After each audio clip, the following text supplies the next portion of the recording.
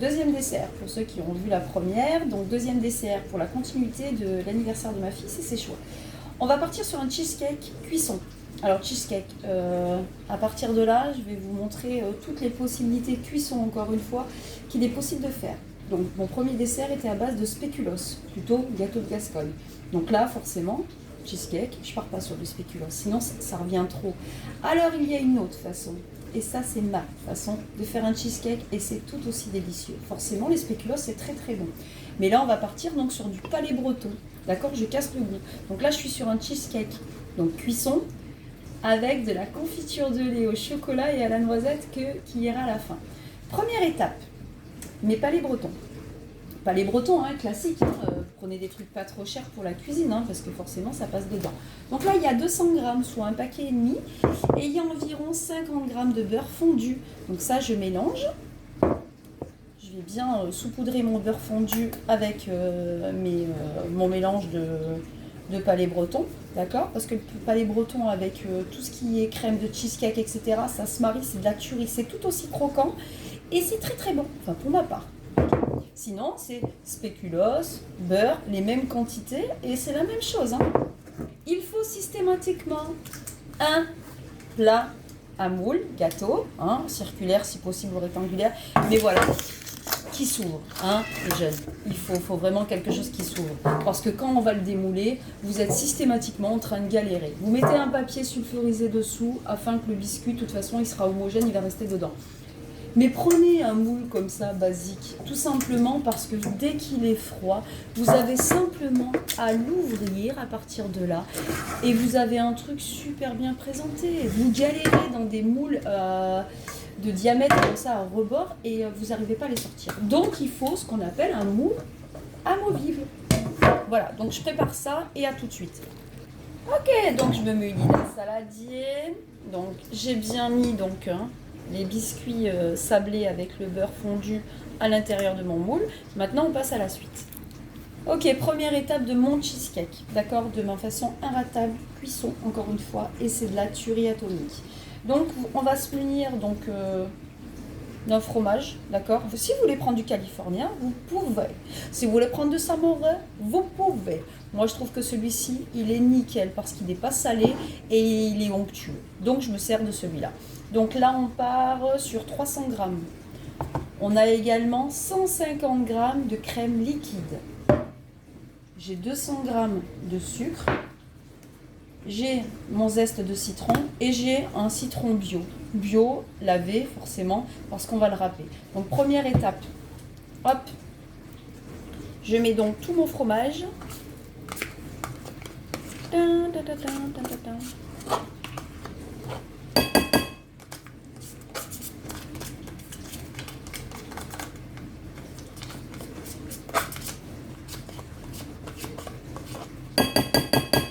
Voilà, première étape, le fromage.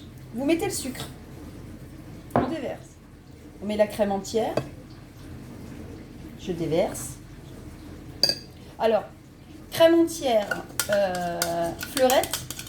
Et non, je la monte pas en crème chantilly parce que moi, je fais de la cuisson, je vous le rappelle. Donc ça, c'est la première étape. Et pour l'instant, avant de rajouter, donc je vais quand même mettre la poudre de citron bio. J'aime bien, ça ramène ce côté amertume. Un cheesecake, même si je pars sur un cheesecake au chocolat, le citron, c'est la base du cheesecake. Si vous n'avez pas cet acidulé et ce côté acide et ce côté amertume du citron, bah c'est pas un cheesecake. Hein. Donc ça, maintenant, batteur électrique et je mélange. Ok, donc là, tout a été mélangé. Je vais rajouter 3 œufs dans mon plat et je remélange au batteur. A de suite. Les 3 œufs sont mélangés. Maintenant, 25 grammes de farine. Alors pour ma part, c'est ce qu'on appelle un type 0. D'accord? Type 0, c'est hyper fluide, c'est de la poussière de farine. Tout simplement parce que je voulais faire une recette la dernière fois et que j'en avais besoin. Des fois, on en a besoin. Si vous avez une farine type 45, 46, 72 et 80 et je ne sais quelle pas, vous prenez un tamis et vous la tamisez. Voilà. Donc là, moi, j'ai un type 0. En général, c'est des farina italiana, type 0. Voilà, hein, c'est pour tout ça, c'est très très fluide. Voilà. Mais comme je le dis souvent, on s'en bat les steaks des produits parce que de toute façon, tout convient. Alors là, on part sur une farine, admettons que vous avez classique, on la tamise par contre. Là, c'est important. On tamise, on fout là-dedans et hop, batteur électrique. Donc la farine c'est fait, maintenant 20 centilitres de lait demi-écrémé ou entier, c'est ce que vous voulez, mais non, on ne peut pas l'écrémer. Donc 20 centilitres de lait et c'est reparti au batteur électrique. Donc là je me suis munie d'une râpe avec mon citron bio et ce que je vais faire c'est que je vais râper complètement le citron. Moi j'aime bien les gros copeaux, ça ne me dérange pas. Si vous préférez des trucs plus petits, bah, vous prenez plus petit, vous pouvez... continuez à mettre de la poudre, à vous servir d'un économe aussi, ou alors éventuellement de ce genre de couteau à dents. Voilà, si vous n'avez pas ça, vous voyez le couteau à dents, ben, en fait, on le griffe avec les quenottes comme ça.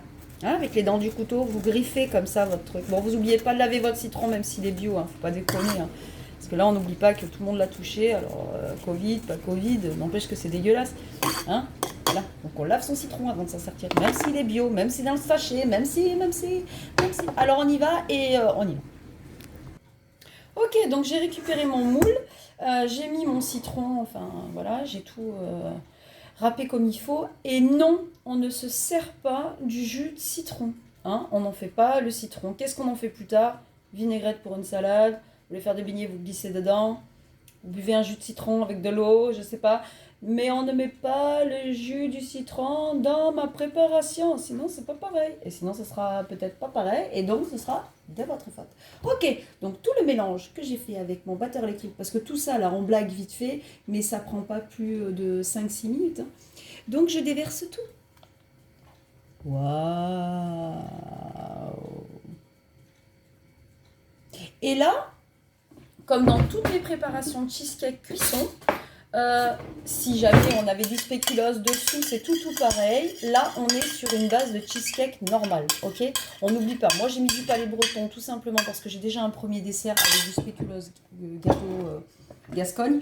Donc, ça va faire spéculoos plus spéculoos et cannelle, ça fait trop.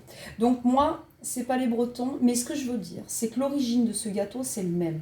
Là, on part sur du environ 200 degrés et on part pendant 1 heure. Voilà, mi-cuisson, four tournante, four à gaz, four à ce que vous voulez. 200 degrés pendant 1 heure le cheesecake.